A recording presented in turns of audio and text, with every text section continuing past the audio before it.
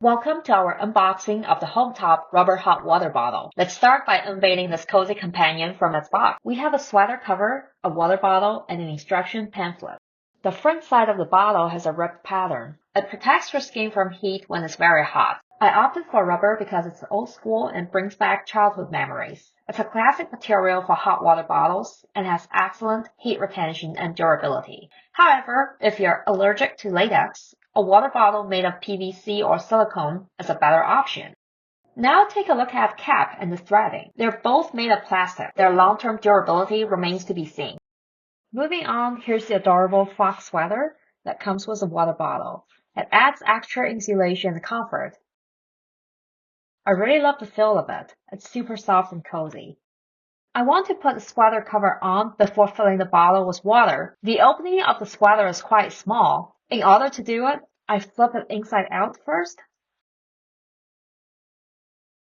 Then I line it with the corners of the water bottle and slide it on.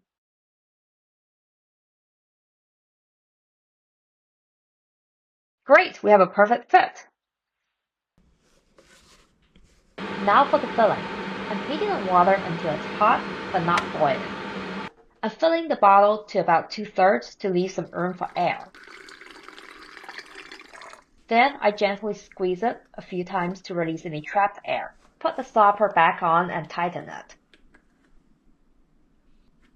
It's good to test the bottle for any leaks.